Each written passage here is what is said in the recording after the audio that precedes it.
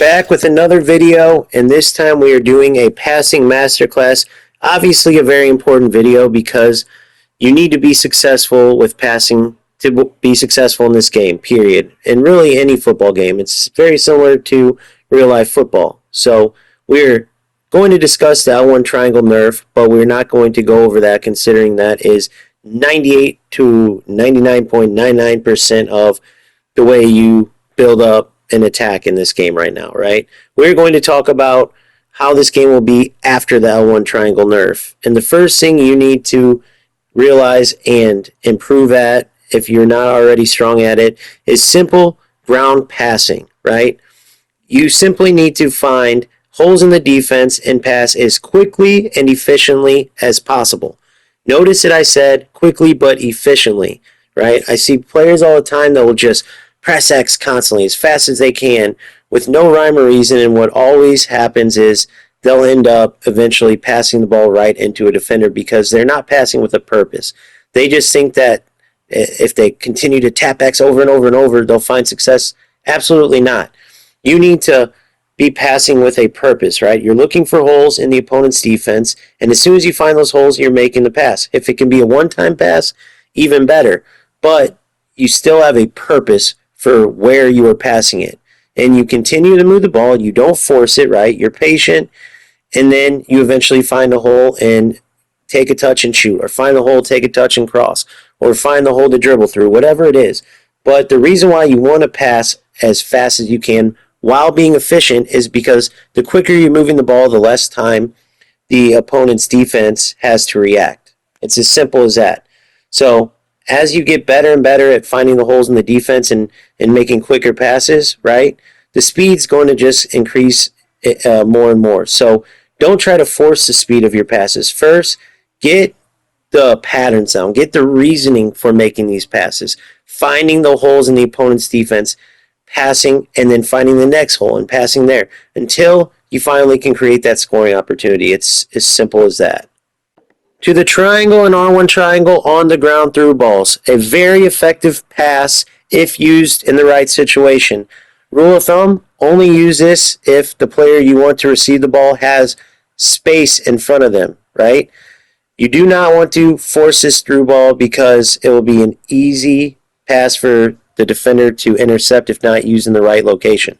The only difference between the regular triangle through ball and the R1 is that an R1 driven triangle travels faster on the ground. What they should do is change it to where the ball leads the player further up the field. That would be more realistic.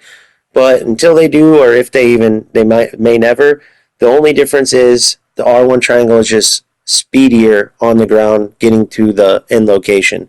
So practice this pass. Utilize it when the player receiving the ball has enough space in front of them. The main reason it's effective, without the ball, any player is quicker, right? So the longer your attacker, anybody you want to run onto that through ball, the longer they are running without the ball, the more space they can create with their speed before collecting the ball and going at their dribbling pace, which is always slower than without the ball. On to the other through ball, the infamous L1 triangle through ball, which we all know became the most abused pass in the game. Since they are on their way to nerfing this, we won't discuss that. We will discuss the L1 triangle as it can be used in regular gameplay. So if you rewind back towards the beginning of the game, the L1 triangle almost always would put your striker through on goal, right? They had to nerf that, and since then it hasn't been used nearly as much. You can still send players, whether it's your striker through on goal or your wingers in to either cut in on goal or take the ball in for a cross. You can still use the L1 triangle effectively. You just can't abuse it or force it. If you try to, almost always the defender will win it and either head it back to their goalie or just disrupt your attack. So as per many other passes in the game, you simply have to make sure if you use the L1 triangle, your attacker is going to be able to run onto it without the defender intercepting it. Do not try to force it. It will not work. You will waste possession. The regular square cross, start practicing it. The L1 square lob cross is being nerfed. It is right now the most effective way to cross the ball, but considering that it will be gone soon, you still can use a regular square cross to score. It's just You can't force it like you could the L1 square lob cross. So practice it in the right situations. It absolutely can be useful. Last but not least, let's talk about these near post runs.